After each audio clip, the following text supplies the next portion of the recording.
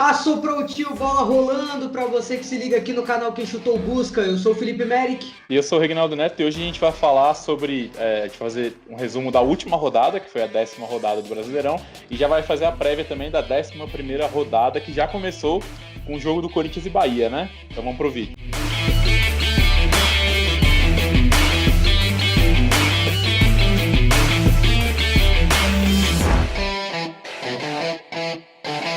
Começamos a rodada, Netão, com Afletiba agora, né? Afletiba.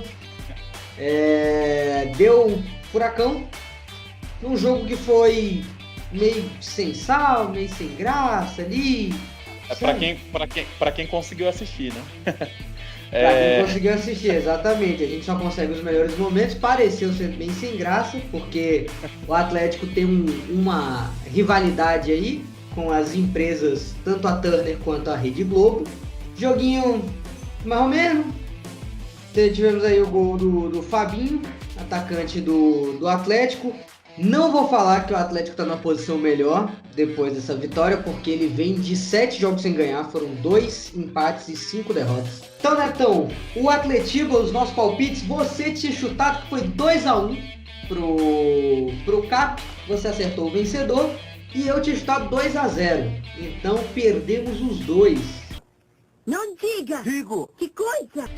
O próximo jogo é um Sansão, né? Que ficou marcado pela falha do Volpi lá no final do jogo, no gol do Marinho, mas... E pela falha do Luan Pérez no começo, né? Abriu com uma cagada e fechou com uma cagada. Eu ia falar isso. Mas antes do gol lá do Marinho, a gente teve a falha do Luan Pérez. Primeiro tempo, o São Paulo foi superior, assim, né, no meu ponto de vista. O Santos, ele não jogou bem o primeiro tempo e não conseguiu criar muita coisa também. Fica aquela bola... O problema do Santos é o meio-campo, não tem meio-campo. O Sanches está numa draga ultimamente que... E aí no segundo tempo o Santos melhorou. O São Paulo deu uma caída de rendimento, né? O Diniz apostou em jogadores do banco, como ele sempre faz, né? Ele sempre aposta em jogadores do banco. E aí teve a fatídica falha do Volpi, né? Que o Marinho entrou, né, para tentar resolver o jogo pro Santos. Ele estava sendo poupado por conta do jogo da Libertadores, né? E aí ele entrou e numa falta o Volpi mandou abrir a barreira e ele chutou entre a barreira e o Volpi. A gente teve aí 2 falhas, né? Uma falha para cada lado, igual a gente já comentou.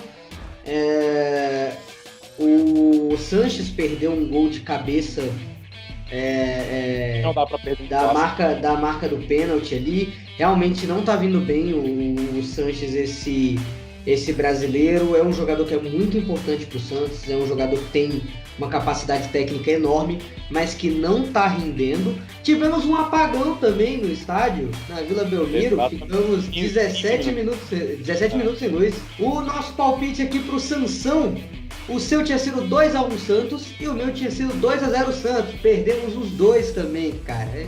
A gente acertou a quantidade de gols do Santos, né? Mas só.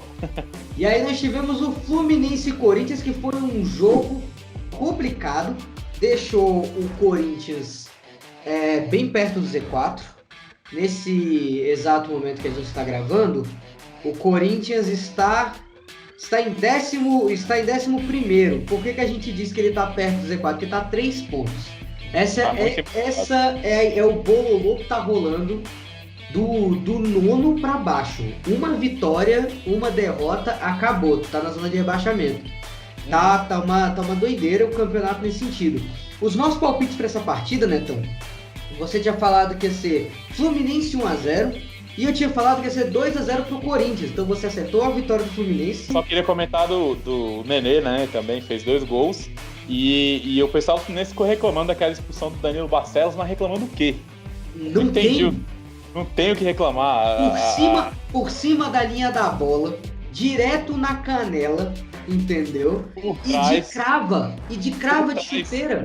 Tá certo isso? E o próximo foi Grêmio e Fortaleza. Um jogo feio. Você tinha apostado 2-1 Grêmio e eu cravei o resultado e falei que ia ser 1-1. Gol do Diego Souza e gol do Osvaldão. Gol do Diego Souza no pênalti cobrado 2 vezes, que deu um bafafá por causa desse pênalti aí. 3 pênaltis. O Diego Souza na primeira perdeu e o Grêmio fez um rebote, porém mandaram voltar o pênalti por causa de invasão. Na segunda vez o goleiro Felipe Alves quase chegou de novo na bola, mas aí o Diego Souza conseguiu guardar, bateu no meio forte. E o gol do Fortaleza, sempre ele, né? Cristiano Osvaldo. O cara jogou bem, jogou bem aí. É um jogador que pra mim devia estar num clube um pouquinho maior que o Fortaleza. Não que o Fortaleza não seja grande, mas um time que talvez ali ainda coubesse no Fluminense, sabe? Tipo, pro time que eu vi do Corinthians, caberia no Corinthians, sabe? Tipo... Eu ia falar isso. Pra ter alguns times, os times do primeiro escalão que ele caberia, mas eu acho que é a idade, o fator idade também. Fortaleza deu mais trabalho que o Grêmio, assim. Eu vejo esse empate uma derrota pro Fortaleza, na real, apesar do jogo não ter sido tão movimentado, mas, assim, conseguiu um ponto lá na arena e o importante é isso, né? O próximo jogo foi Atlético Mineiro versus Red Bull Bragantino, que deu Galo 2-1. Nós dois acertamos que é da Galo, porém erramos os palpites. Você falou 3-0, eu falei 3-1. O pessoal que assiste o vídeo me cornetou porque eu tinha falado que o Atlético ia amassar o Bragantino. Eu falei desse jeito no vídeo, Você usou a expressão, você, Neto, você causou a ruína desse bolão. Muito fraquinho.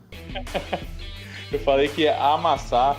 E outra coisa, já respondendo já a galera que participa aí, perguntaram no comentário do vídeo da prévia dessa rodada 10 aí, se quando eu falo que eu assisti o compacto, se eu assisti os melhores momentos, que são aqueles 5 minutos, ou se eu assisti um compacto mesmo, que é muito difícil você ver na TV hoje em dia, né? Mas até o meado de 2010, 11, assim, você ia no Sport TV e tinha um compacto de 30 minutos de cada jogo, né? Hoje em dia, com a internet, né?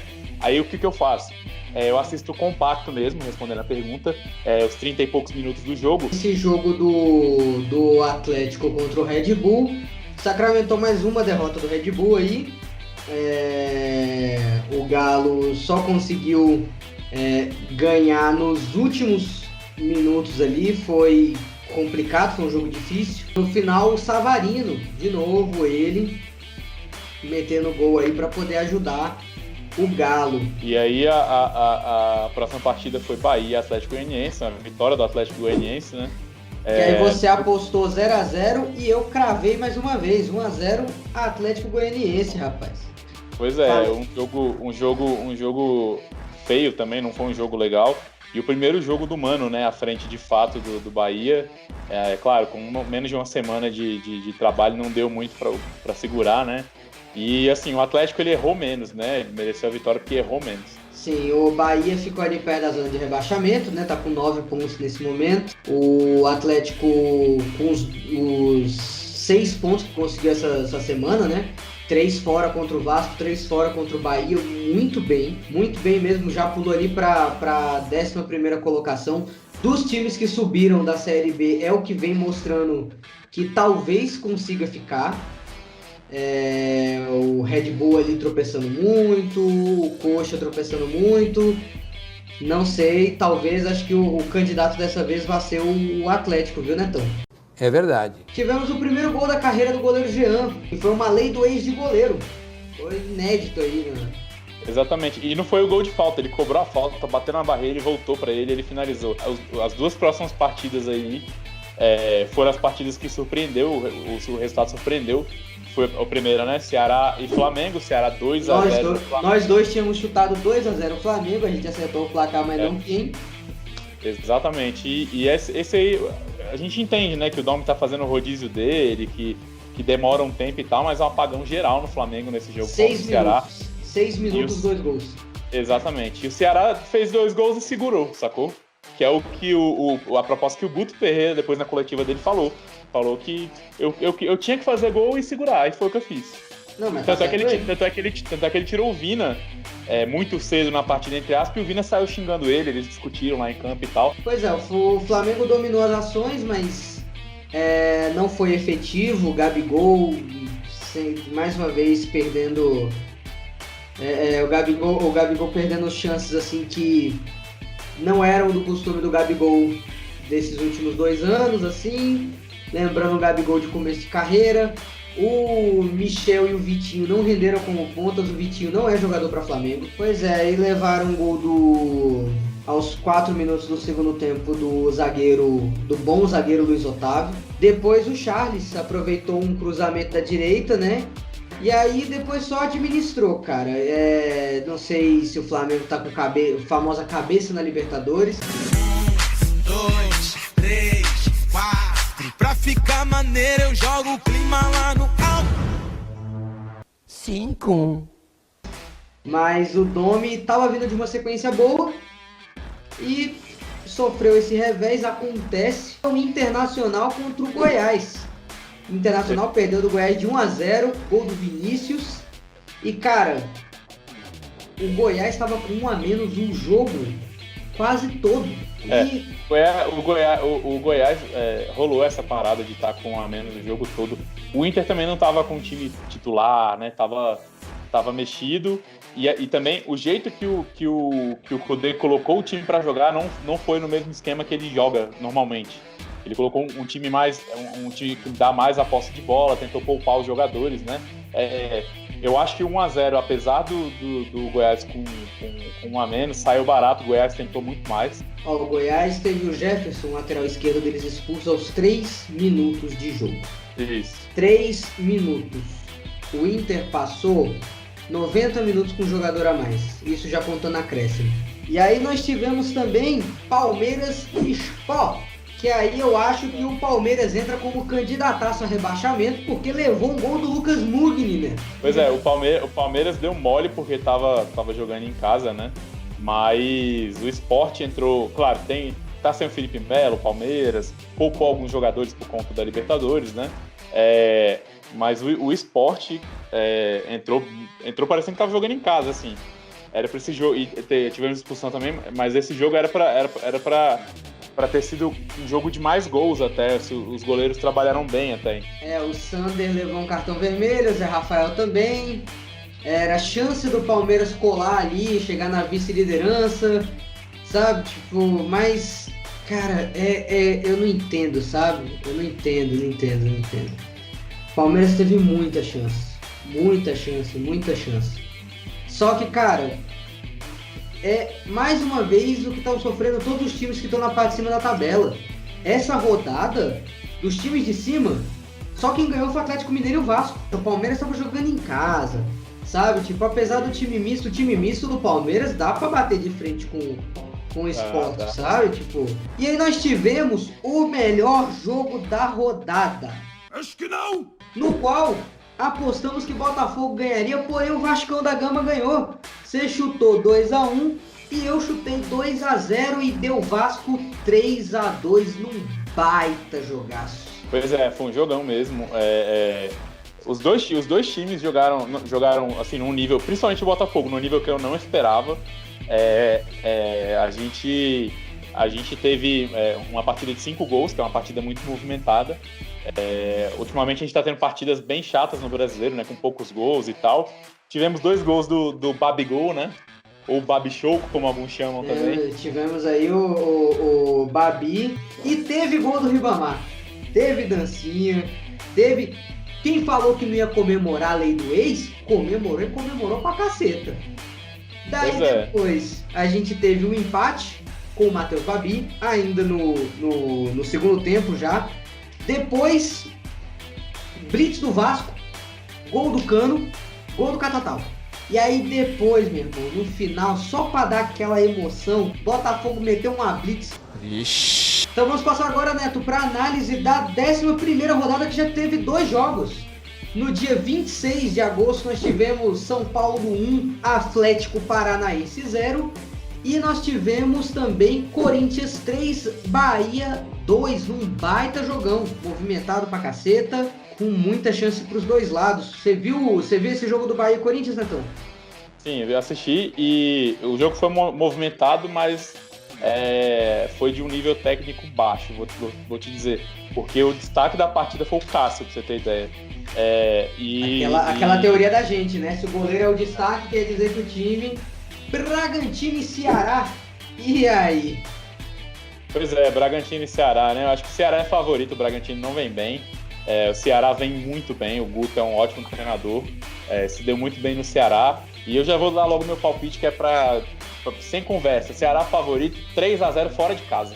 Nossa senhora da Badia, eu sou mais recatado, eu sou evangélico, eu vou botar 2-0 aqui. Fortaleza e Inter, lá no Castelão. Pois é, esse jogo aí, apesar de ter jogado parcialmente bem no seu jogo da Libertadores, né? Porque também no sufoco, né? O time que tá ganhando de 2-0, deixar o outro time empatar em 3-3, ter que resolver nos 90 minutos é complicado. Mas beleza. Eu acho que nesse jogo aí vai ser 1-1 e o Inter começa a cair na tabela. Eita, ele fez a mandinar completa. 1-1 e o Inter vai cair na tabela. Cara, eu acho que vai dar Fortaleza. Eu vou botar o Fortaleza aqui 1-0, porque o Inter vem de um jogo muito ruim pelo Brasileiro e de um sofrido da Libertadores. Então, um time que ele tá cansado física e mentalmente. Teremos também o Atlético Goianiense contra o Galo. E aí, esse Atlético de remontada consegue ir no Atlético do Sampaoli? Cara, eu acho que não. Esse jogo aí, eu acho que o Atlético Mineiro ganha. O Atlético Goianiense vem melhorando, sim. O Jean tá fazendo ótimas partidas, né? Mas eu acho que dá o Galo 2-1 fora de casa. E o Galo começa a caçar a liderança aí.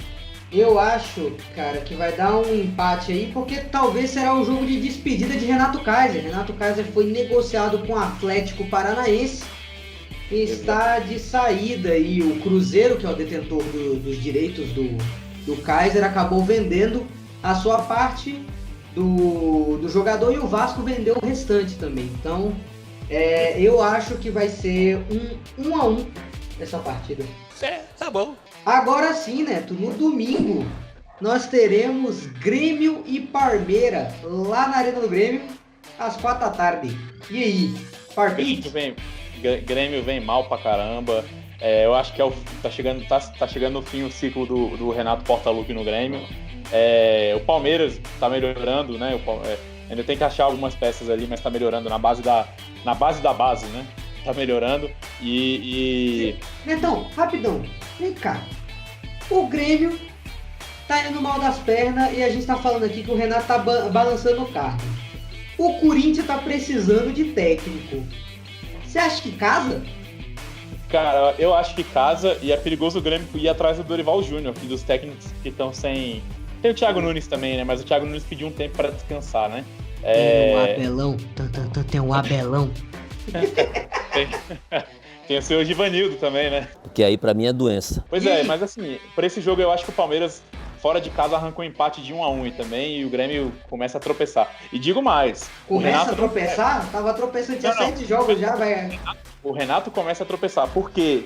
Porque se perde um empate esse jogo contra o Palmeiras e o próximo jogo da Libertadores é um Grenal lá na casa do Inter e o Renato perde esse jogo, tá fora.